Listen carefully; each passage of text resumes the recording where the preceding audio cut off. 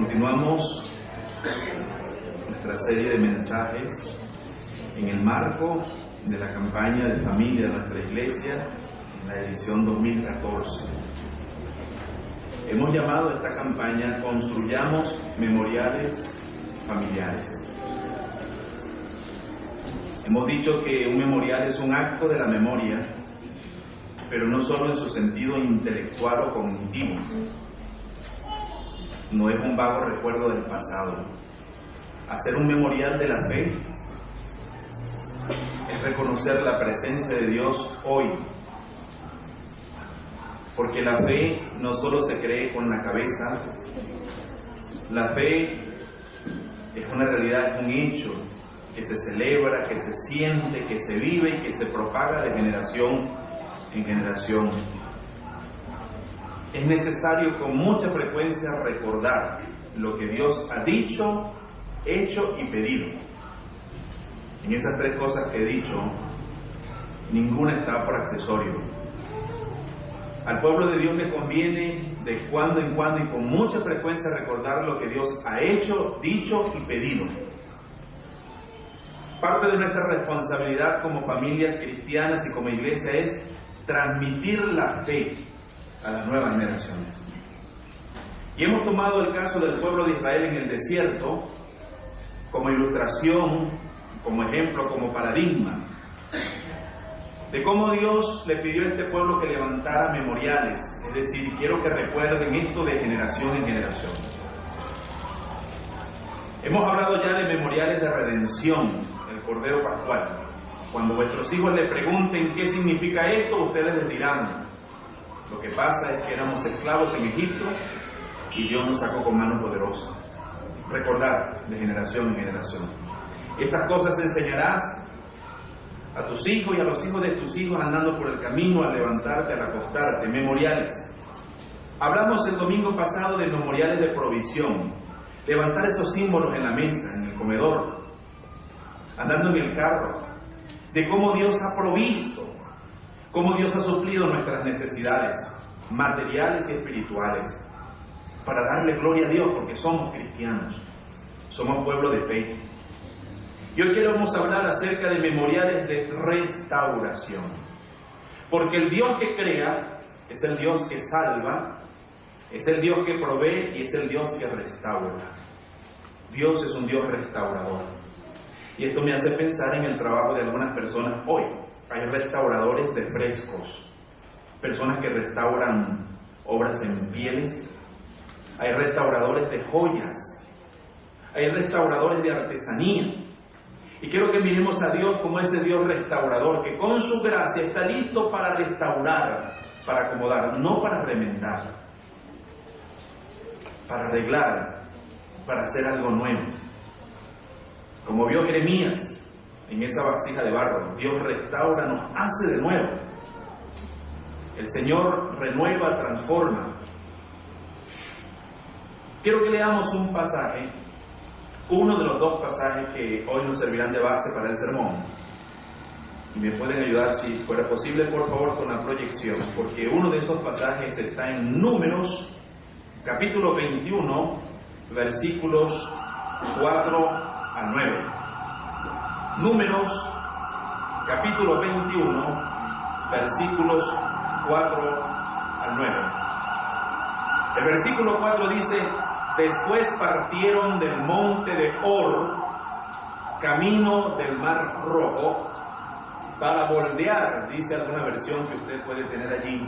Aquí dice, para rodear la tierra de Edom.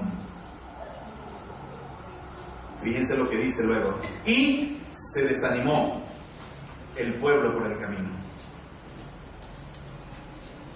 En el camino puede aparecer el desánimo. Como veremos ya pronto, no es un desánimo en un sentido meramente anímico o psicológico, sino que es una actitud que llevó al pueblo a la desobediencia, al pecado. Luego en el versículo 5 dice: y habló el pueblo contra Dios y contra Moisés. En este momento no es una cosa contra el líder humano, sino que abiertamente el pueblo habla en contra de Dios y dice: ¿por qué nos hiciste subir de Egipto para que muramos en este desierto?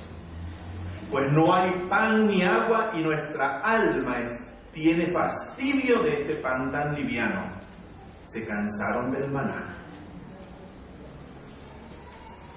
Entonces es un desánimo que lleva ya a la murmuración, que toca la fe y que tiene impactos en lo social porque tienen problemas entre ellos. El pueblo vive el desánimo y entonces van a contrariar al líder, pero también tiene dimensión espiritual. Y yo he dicho que el estómago es un termómetro de la fe a veces.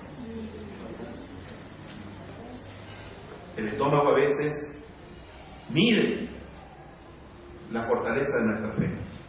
Pero pudiéramos pasar del estómago a cualquier otra cosa que sea el símbolo de una necesidad básica. El Señor dijo, el pan nuestro de cada día danoslo hoy. El Señor nos enseñó a pedir por el pan, por el vestido, y para mí pan es símbolo de todo lo básico. La vida digna, el vestido, la casa, esas cosas que necesitamos para una vida. Dánoslo, Señor. Y confiamos que Dios lo da, que Dios provee. Eso lo vimos el domingo pasado. Pero en este momento, una circunstancia se convierte en una excusa para murmurar contra Dios. Versículo 6 dice, y Jehová envió entre el pueblo serpientes ardientes que mordían al pueblo y murió mucho pueblo de Israel. Vamos a ver hoy algunas narrativas que son curiosas. Para muchos eruditos difícil de explicar cómo Dios indica tales cosas o cómo Dios instruye tales cosas. ¿Cómo es que Dios envía culebras para su pueblo? El pecado no se queda sin consecuencia.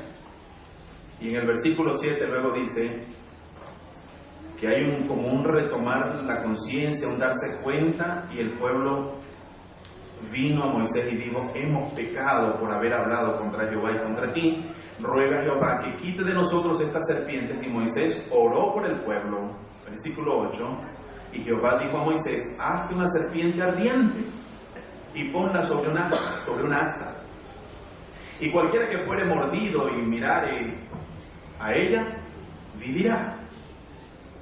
Y Moisés hizo una serpiente de bronce y la puso sobre un asta, y cuando alguna serpiente mordía a alguno, miraba a la serpiente de bronce y vivía. En el capítulo 19 de Éxodo se nos dice que habían transcurrido 3 meses desde que Israel había salido de Egipto. 3 meses, tomen en cuenta ese lapso de tiempo, 3 meses, y se encontraban en un desierto llamado el desierto de Sinaí. Usted puede hacer una lectura de Éxodo, por cierto, geográfica y teológica, porque los montes llegan a simbolizar eventos teológicos importantes. Y Sinaí es el monte del decreto, de la ley, de la constitución. En Sinaí Dios le da a este pueblo 10 mandamientos y otras leyes que tienen que ver con higiene, que tienen que ver con asuntos religiosos. Los estudiosos dicen que aquí políticamente nace un pueblo, el pueblo de Israel. Por lo menos políticamente diríamos en los términos de aquel tiempo. Dios le da una norma. Y Moisés, cuando llega a Sinaí, le dice al pueblo, quédense acá, yo voy a subir al monte, voy a encontrarme con Dios, yo vuelvo. Cuando subió al monte, estando allí, Dios le indicó varias cosas a Moisés. Usted lo puede leer en su casa en Éxodo 19. Dios le dijo a Moisés, diles de mi parte a los israelitas lo siguiente. Han visto que a ustedes los he traído con mucho cuidado hasta el lugar donde estoy. Los he traído con el mismo cuidado que tiene un águila cuando lleva sus polluelos sobre sus alas. El Señor trae a la memoria lo que ha hecho. Recuérdale a Israel lo que hice por él. Los saqué de Egipto y los traje con un cuidado especial. Y los he puesto aquí. Porque Dios conduce a su pueblo con cuidado. Siempre, cuando este pueblo se deja conducir. El Señor también le dijo en Éxodo 19, le precisó a Moisés la singularidad del llamamiento que le había hecho Israel como un pueblo suyo. Escucha cómo dice, Éxodo 19, 5 y 6. Si ahora ustedes me son del todo obedientes y cumplen mi pacto, serán mi propiedad exclusiva entre todas las naciones. Aunque toda la tierra me pertenece, cláusula condicional, después dice, ustedes serán para mí un reino de sacerdotes y una nación santa. Cuando Moisés baja, le dice eso al pueblo, el pueblo se compromete y dice, cumpliremos todo lo que el Señor ha ordenado. Pero en el camino se suscitaron situaciones indeseables y hasta bochornosas. En Éxodo 32 se habla de un acto hidrolático bochornoso. Mientras Moisés estaba en Sinaí recibiendo la ley, el pueblo se le ocurrió una brillante idea, tan brillante como su oro. Se hicieron de una imagen y comenzaron a adorarla y se desenfrenaron. Y eso no quedó sin consecuencia. Vemos que Dios restauró, como también restaura en este caso de Números 21, cuando el pueblo comienza a quejarse por comida y por situación, y el Señor manda entonces serpiente, y el Señor da una provisión de restauración. Y quiero que aprendamos, y escúcheme bien, quiero que estemos pendientes, porque aquí vamos a encontrar principios para la restauración de relaciones de matrimonio, de pareja, me parece a mí, de familia, la restauración de la relación con Dios, la restauración en la relación en la iglesia incluso.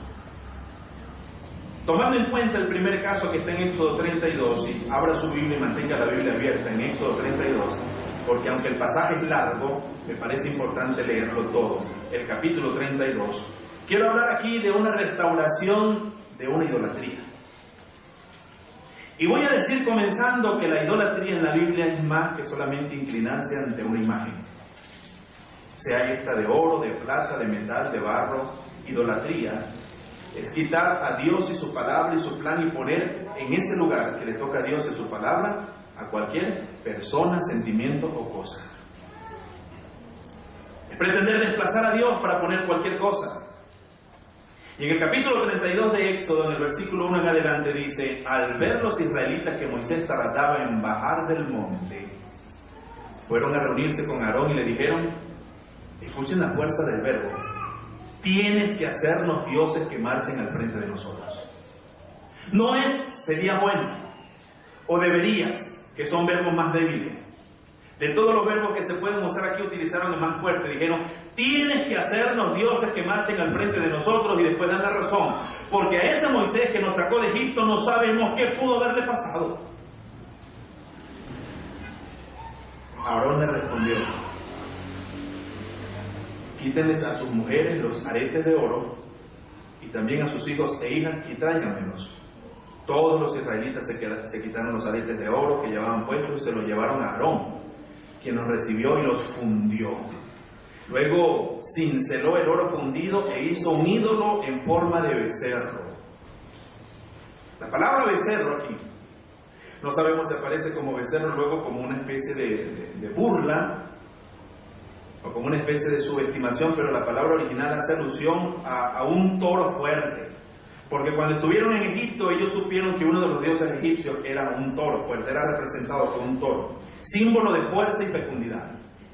Y era como que si estuvieran diciendo, queremos tener un Dios como el de los egipcios, que vaya adelante, a quien podamos ver, a quien podamos tocar, que podamos saber que siempre está presente. Entonces, exclamó el pueblo, escuchen lo que dijo el pueblo, Israel, aquí tienes a tu Dios que te sacó de Egipto.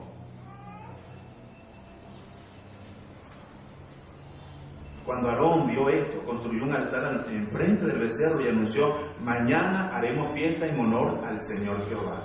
¿Qué mejoranza? ¿Qué encontramos acá? En primer lugar, quiero que notemos algunos peligros sutiles para caer en el campo de la idolatría. Y yo no le estoy invitando a que reconstruyamos la historia de Israel como una historia pasada, como un ejercicio arqueológico. Aquí hay principios que se repiten. En muchos nos vamos a dar cuenta, creo, que nos parecemos a este pueblo. Y el primer peligro es olvidar lo que Dios dijo e hizo por nosotros. Dios les había sacado con mano poderosa. Les había sacado para que les sirvieran. Dios les había dado ley, le estaba dando ahí con Moisés su líder. Dios esperaba que el pueblo fuera luz a las naciones y testigo de su salvación, que fuera su especial tesoro, pero ellos se olvidaron de eso. Se olvidaron. Y comenzamos a caminar terreno peligroso cuando olvidamos lo que Dios ha dicho, lo que Dios ha hecho. Qué importante tener en cuenta lo que Dios ha dicho. ¿Saben? Cuando esta gente dijo, a este Moisés que nos sacó de Egipto, nosotros no sabemos lo que le ha pasado, esta gente estaba echando por tierra todas las promesas del Señor. ¿A quién le prometió Dios que iba a hacer de ese pueblo una nación grande? ¿A quién se lo prometió? A Abraham. ¿A quién más? A Isaac. ¿Y a quién más? Y a Jacob. Ya les había dicho, y ellos conocían esa historia de los patriarcas. Él dijo, voy a hacer de ustedes, ¿qué? Una nación grande. ¿Y serán como qué? Como la arena del mar, como las estrellas del cielo que nadie puede contar. Van a ser una nación grande y les voy a llevar a una tierra de provisión que fluye leche y miel. Cuando estos dicen, nosotros no sabemos qué le habrá pasado a este loco, está diciendo prácticamente, bueno, no sé, vamos a resolver nosotros, vamos a replantearnos. Porque habían olvidado lo que Dios había prometido a sus padres, lo que Dios había hecho por sus padres y lo que Dios había hecho por ellos. Acuérdense que han pasado apenas ¿cuánto tiempo? 3 meses, y ya se habían olvidado de las 10 plagas. La protección de los primogénitos cuando el Cordero Pascual manchó o marcó los dinteles. Habían olvidado el mar que se abrió, habían olvidado la columna de fuego de noche, habían olvidado la columna de nube de día, habían olvidado la provisión del maná y codornices, se habían olvidado de eso en 3 meses. ¿Qué pueblo tan cambiadizo? Pero ¿cuánto nos pareceremos a ese pueblo? Hay otro riesgo que es el riesgo ante la espera.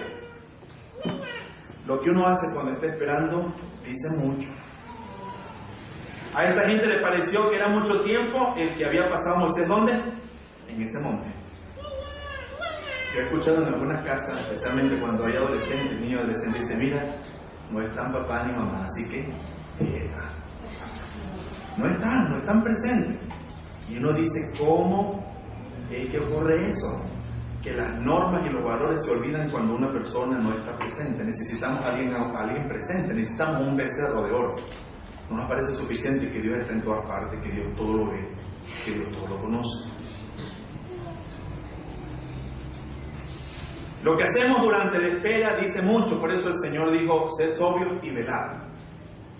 El Señor no retarda su promesa, según algunos la tienen, por tardanza. Esperamos que el Señor venga, Él se va a aparecer. Entre tanto dijo, yo estoy con vosotros todos los días hasta el fin del mundo, en la persona de ¿quién? Del Espíritu Santo. Pero aquí hay un riesgo sutil que hace usted cuando espera a la novia, cuando espera al esposo, cuando espera la restauración, cuando espera la respuesta. Porque sutilmente usted puede ser invitado a buscar un atajo.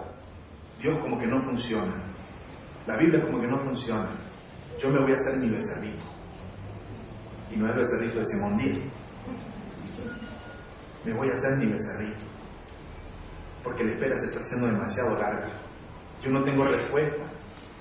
¿Quién sabe qué ha pasado con esta situación? El riesgo ante una espera. Hay otro riesgo que es el riesgo ante la ausencia. Cuando necesitamos que alguien esté presente. La esposa, el esposo, el pastor, la pastora, los diáconos, los maestros, la maestra, para poder entonces nosotros asumir actitudes tales. Una vez oí que se decía que lo que pasa en la iglesia cuando el pastor no está es interesante, vale la pena filmarlo. Y si se necesita siempre que el pastor esté para todas las cosas, no es un buen signo. Más bien, dicen algunos, el pastor sale circunstancialmente y la cosa funciona, se mantiene la orientación, la santidad, la sanidad y el orden, podemos decir, allí estamos, con algo de madurez. Pero el pueblo quedó con un líder que fue muy ligero. Porque Aarón en este caso tuvo el riesgo de la ligereza y cedió ante la petición y accedió ante la petición del pueblo. ¿Qué hizo Aarón?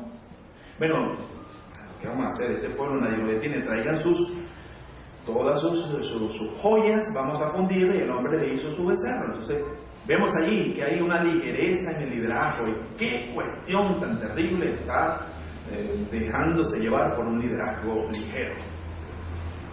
Cuando hay un liderazgo ligero en la familia, es peligroso. Cuando hay un liderazgo ligero en la nación, es peligroso. Cuando hay un liderazgo ligero en la iglesia, es peligroso.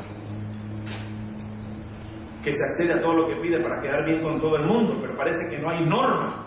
Y es entonces donde recordamos que la palabra de Dios debe ser la norma del pueblo de Dios, haya o no circunstancialmente líderes presentes. Las decisiones tuvieron consecuencias, y quiero seguir leyendo en Éxodo 32, porque dice, en efecto, al día siguiente los israelitas madrugaron y presentaron holocaustos y sacrificios de comunión. Yo subrayé en mi lectura eso que dice madrugaron, los tipos estaban pendientes, algunos quizás ni dormirían. mira, es el día, vamos a hacer la fiesta. Viene la fiesta. Nos está esperando el becerrito, nos está esperando la comida, así que vamos a disfrutar, vamos a celebrar. Luego el pueblo se sentó a comer y a beber y se entregó como dice su versión, en el versículo 6 dice, se entregó a ¿qué? Al desenfreno. Porque cuando hay liderazgos ligeros, cuando no hay norma, sencillamente cuando la gente no espera, sencillamente cuando la gente necesita cuestiones tangibles, necesita de dioses presentes, ahí lo que espera es, lo único que resulta es el desenfreno. Entonces el Señor le dijo a Moisés, baja, porque ya se ha corrompido el pueblo que sacaste de Egipto. Subrayé en el versículo 8 que dice, demasiado pronto se han apartado del camino. Se han apartado del camino demasiado pronto que les ordené seguir. Pues no solo han fundido oro y se han hecho un ídolo en forma de becerro, sino que se han inclinado ante él, le han ofrecido sacrificios y han dicho esto. Moisés, escucha, Israel, aquí tienes a tu Dios que te sacó de Egipto. La idolatría sutil es poner la esperanza, la confianza en cosas que realmente no son nuestra esperanza. Porque aunque el dinero es necesario para la vida y el trabajo también, nosotros sabemos que al final nuestra confianza y nuestra dependencia está y debe estar en Dios, el que nos da la salvación, el que nos da la victoria, el que nos da el perdón, el que nos da lo que más nada en la vida nos puede dar, la confianza, la esperanza. Ya me he dado cuenta, dice el Señor, de que este es un pueblo terco, añadió el Señor dirigiéndose a Moisés, y le dijo así, mire, tú no te metas, yo voy a descargar mi ira sobre ellos, les voy a destruir, pero de ti haré una gran nación. Moisés intentó apaciguar, persuadir al Señor y le suplicó, y dijo, Señor, pero ¿por qué ha de encenderse tu ira contra este pueblo tuyo que sacaste de Egipto con gran poder y con mano poderosa? ¿Por qué dar pie a que los egipcios digan que nos sacaste de su país con la intención de matarnos en las montañas y borrarnos de la faz de la tierra? Calma tu enojo, Señor, aplácate, no traigas sobre tu pueblo esa desgracia. Acuérdate que de tu siervo Abraham, de Isaac, de Jacob o Israel, tú mismo le juraste que harías una descendencia tan numerosa como las estrellas del cielo. Tú le prometiste que a su descendencia le daría toda esta tierra como su herencia eterna. ¿Qué vemos acá? Encontramos en segundo lugar que no hay pecado sin consecuencia. ¿Y por qué se dio? Me preguntaba, ¿fue la presión social sobre un individuo? Porque definitivamente la sociedad presiona y puede llevar a individuos a tomar decisiones, pero los individuos que toman decisiones tomaron su decisión. Y vemos también cómo la decisión de personas tiene impacto colectivo, porque hermanos, el pecado nunca se queda en un solo punto. La consecuencia fue una gran cantidad de muertes, porque la paga del pecado es muerte. La consecuencia fue un gran caos en esta comunidad, porque todo pecado es primero pecado contra ¿quién? Contra Dios. Y la pregunta es, ¿por qué cualquier pecado es primero pecado contra Dios? Porque todo pecado es la infracción de una norma o un principio de Él, sea cual sea. Y la otra cosa que ocurre con el pecado es que siempre el pecado tiene consecuencias o implicaciones comunitarias. Mencióneme un pecado que haga alguien que no termine afectando a otra persona. No existe. Por eso el hijo pródigo, cuando regresó a su casa, dijo, he pecado contra el cielo y contra ti. Por eso David en el Salmo 51 dijo, contra ti he pecado y he hecho lo malo delante de tus ojos. Por eso otros oraron reconociendo que su pecado había sido un pecado que ofendía a Dios y había traído consecuencias tristes en la comunidad. Mal testimonio, vergüenza con relación a los enemigos, debilitación del ministerio. Y entonces nos enfrentamos aquí a las excusas inaceptables, porque el versículo 14 del capítulo 32 dice, entonces el Señor se calmó y desistió de hacerle a su pueblo el daño que le había sentenciado. Moisés, dice la Escritura, volvió entonces del monte. Cuando bajó, tenía en sus manos las 2 tablas de la ley, las cuales estaban escritas por sus 2 lados. Tanto las tablas como la Escritura grabada en ellas eran obra de Dios. Cuando Josué, que era ayudante de Moisés, lo acompañaba, se quedó de lejos, Josué oyó el ruido y los gritos del pueblo. Le dijo a Moisés, se oyen en el campamento gritos de guerra, porque Josué no sabía nada. Pero Moisés le respondió, lo que escucho no son gritos de victoria ni tampoco lamentos de derrota, más bien lo que escucho son ¿qué? Canciones. ranchera, joropo, vallenato, salsa. La gente estaba en una guachafra. Cuando Moisés se acercó al campamento y vio el becerro y la danza, ardió en ira y arrojó de sus manos las tablas de la ley. Un ser humano que, parafraseando, imagínense ustedes lo que sentía Moisés y lo que pensaba Moisés. Moisés diría: qué barbaridad. 3 meses después de haber visto lo que hemos visto, y con esto sale este pueblo. Dice la Escritura que le hizo pedazos al pie del monte. Tomó entonces el becerro que habían hecho, lo arrojó en el fuego, y luego de machacarlo hasta hacerlo polvo, lo esparció en las aguas, que bebieron, por cierto. Y le hizo esta pregunta a su hermano. Le preguntó a Aarón: ¿qué te hizo este pueblo? ¿Por qué lo has hecho cometer semejante pecado? Y miren la respuesta: hermano mío, no te enojes. Contestó Aarón: tú bien sabes cuán inclinado al mal es este pueblo. Ellos me dijeron: tienes que hacernos dioses que marchen al frente de nosotros, porque a ese Moisés que nos sacó de Egipto no sabemos qué pudo haberle pasado. Yo le contesté que todo el que tuviera joyas de oro se desprendiera de ellas. Escuchen el análisis, que es un análisis maduro y que a veces recurrimos, o podemos recurrir nosotros para nuestra propia maldad, para nuestro propio desastre. Ellos me dieron el oro, yo lo eché en fuego y lo que salió fue un becerro.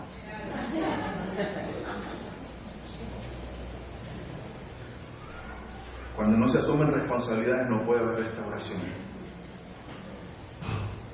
Escuché una frase que decía que quien se niega a reconocer su error, su pecado, su falta, y se está sentenciando a ser un eterno adolescente.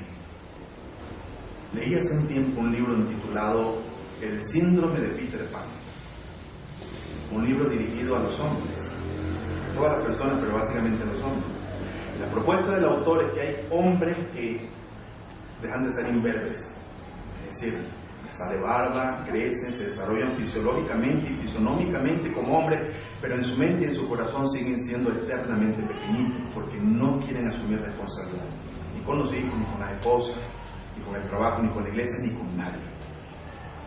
Aquí vemos a Aarón, lamentablemente, que fue dado por Dios para ser la voz de su hermano, evadiendo responsabilidades. ¿Y qué fue lo que dijo? Tú sabes cómo es este pueblo. El pueblo era terco, ¿sí o no? Sí era terco, pero no era la excusa que le servía a Aarón. Así como Eva miró a la serpiente, y así como Adán miró y señaló ¿a quién? A Eva. Y ese síndrome se ha repetido siempre. En el matrimonio, por ejemplo, el foco es ese, que tú sabes que como eres tú eres muy terca. Entonces dice, pero es que tú sabes que tú también eres tal cosa. Y el contrapunteo de tuteo no hace que cada quien dice, es verdad lo que fuere, pero yo tengo que comenzar a restaurar, a construir a partir del reconocimiento de mi parte.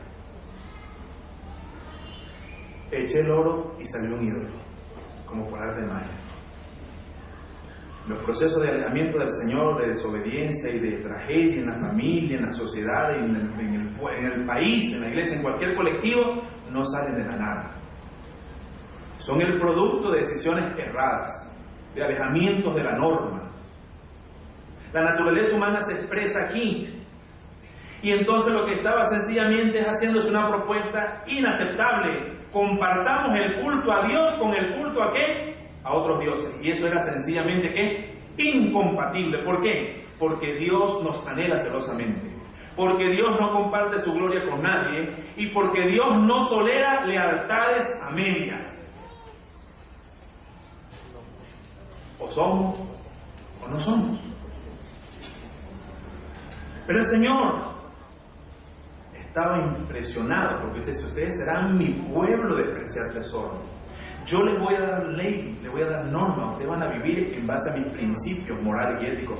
El Decálogo, aunque tenía una estructura parecida a un documento que se conocía en aquel tiempo como el Código de Hammurabi, El decálogo superaba a ese código contemporáneo al decálogo de Moisés en varias cosas. En primer lugar,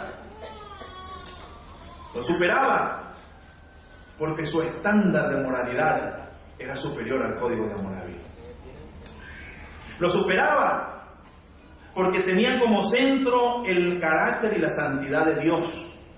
Y lo superaba porque llamaba a un pueblo a ser un pueblo diferente, que reflejara el carácter de Dios, la verdad de su palabra y fuera luz a las naciones.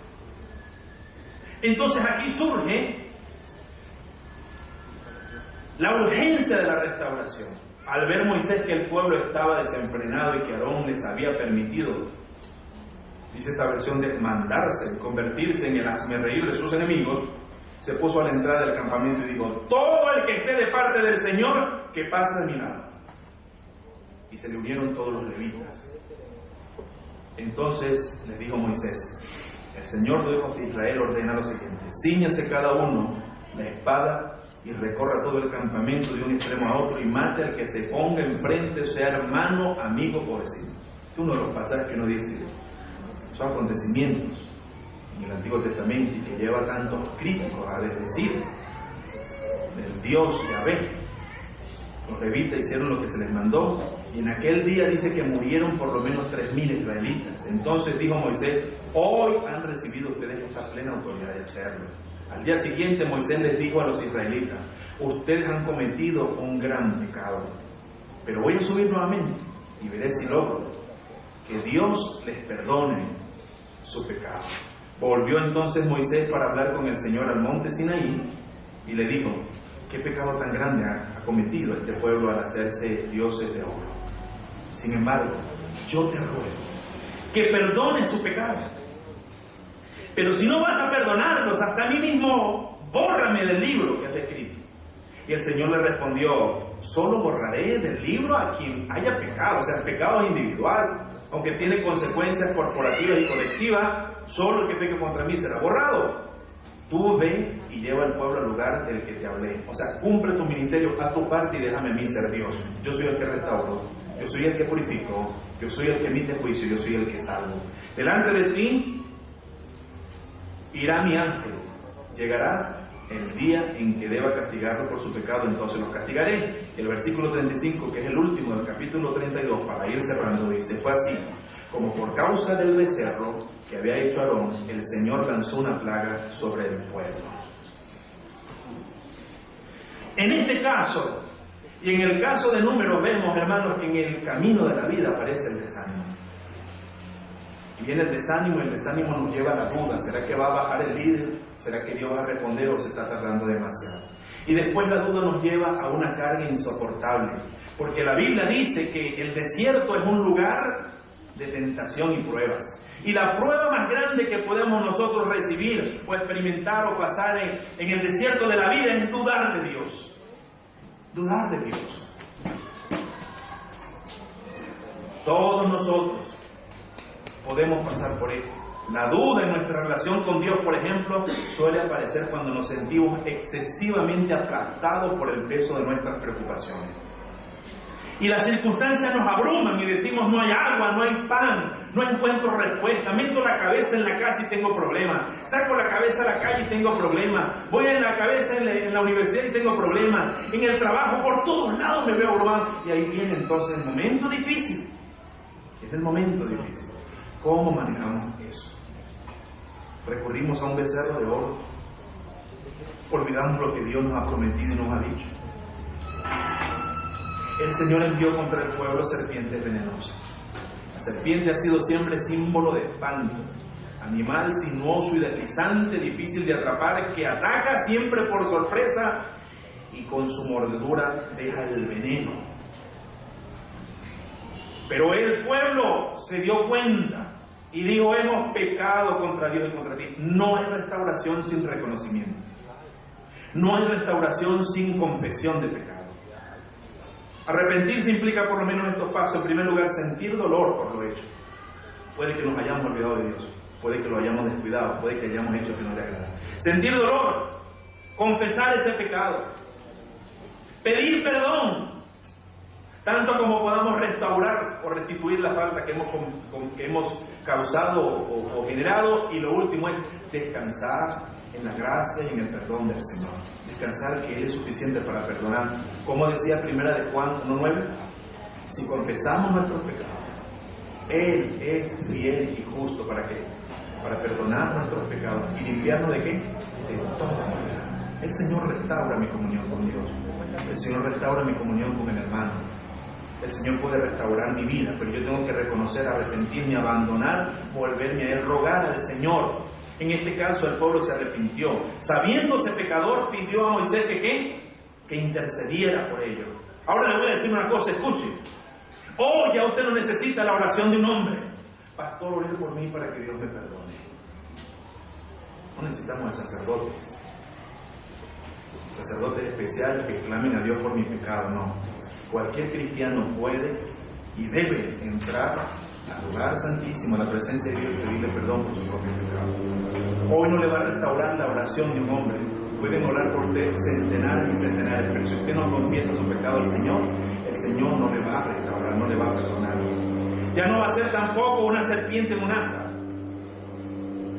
Porque como vemos luego en Juan 3, esto que pasó en número 21 era un tipo, un anticipo, una sombra de lo que dice Juan 3. Así como Moisés levantó ¿qué? La serpiente de bronce en el desierto, Dios ha levantado a Cristo en la cruz del Calvario para que todo aquel que lo mire reciba ¿qué? Perdón, vida eterna, porque de tal manera amó Dios al mundo que ha dado a su Hijo unigénito para que todo aquel que en Él cree no se pierda, sino que tenga ¿qué? Vida eterna. Hoy ya no será la oración de un hombre. Hoy ya no más un asta o un simbolismo, sino la sangre y la gracia de Cristo, quien nos ha trasladado del reino de las tinieblas al reino de su amado Hijo, en quien tenemos redención por su sangre, el perdón de nuestros pecados, dice Colosenses 1, versículos 13 y 14. Hoy hemos querido hablar del asunto esto de levantar memoriales de restauración. Necesitamos hacer una pregunta final para concluir. ¿Cómo, de un modo concreto, podemos nosotros levantar memoriales de restauración? Yo le animo. El domingo que viene voy a hacer un ejercicio porque vamos a cerrar la campaña. Quisiera saber, si fuera el caso, ¿quiénes se han animado a incluir memoriales en su familia y cuáles? Ya alguien se acercó al primer culto a decirme, pastor, estamos haciendo esto. Un memorial puede ser, como dijimos al comienzo de la campaña, el certificado de bautismo. Te recuerda que tú obedeciste en las aguas del bautismo la ordenanza del Señor y te comprometiste con Cristo y con su pueblo y con su causa. Un memorial puede ser en la mesa, en el almuerzo. Un memorial puede ser cualquier elemento que te ayude a recordar, en este caso, que Dios restaura. Dios restaura. En el libro de Éxodo hay otras evidencias. ¿Se acuerdan cuando le pidieron, mete tu mano ¿dónde? En el costado. ¿Sí? Estaba sana. Y cuando la metió y la sacó, ¿estaba cómo? Blanca, llena de qué. Vuelve a meter. La metió, sácala. Cuando salió, estaba sana. El poder restaurador de Dios, Dios se lo quiso enseñar a Moisés, a Aarón. Cuando Dios le da una vara a Aarón, ¿y esa vara qué pasó? Reverdeció. Dios quería enseñarles, la vara era un memorial del poder de Dios para sacar vida de donde no hay, que Él hace reverdecer una vara con su poder y con su vida. Nosotros, pregunto otra vez, ¿qué memoriales podemos levantar en la cocina, en el comedor, en el carro, en la vida, para recordar que Dios me restauró? A mí me parece que deberíamos dejar marca de cómo fue que Dios nos salvó cuando éramos niños, para recordar siempre esa historia bendita de la salvación. A mí me parece, hermano, que cuando una persona olvida cuando el Señor le alcanzó, cuando era un niño en la escuela dominical, en la escuela vacacional, siendo un estudiante de la universidad, está cerrando una de las fuentes más frescas de la vida cristiana. Con mucha frecuencia necesitamos regresar a la fuente de cómo Dios nos salvó, cómo Dios nos restauró. Hay personas que han comenzado en la senda y se han desviado, y el Señor los reconcilió con Él y los restauró.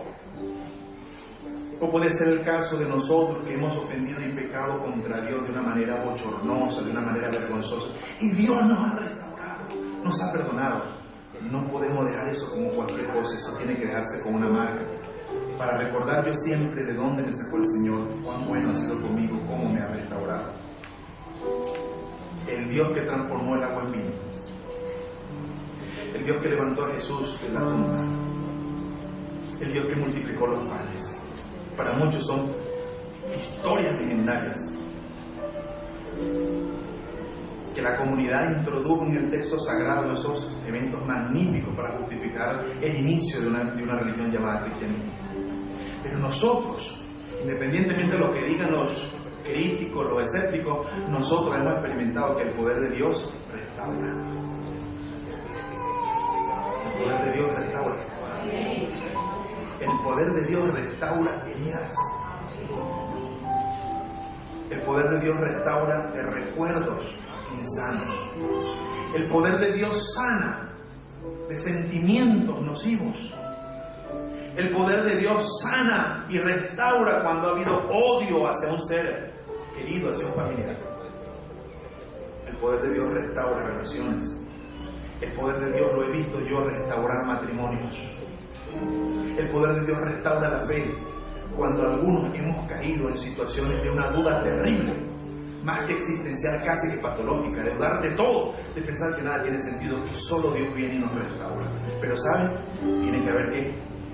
Fe, humillación, y acercarse en arrepentimiento y decir: Señor, sáname, restaurame, bendíceme. Vamos a hacer una oración con música. Y si en este lugar hay una persona, y eso lo hacemos los predicadores,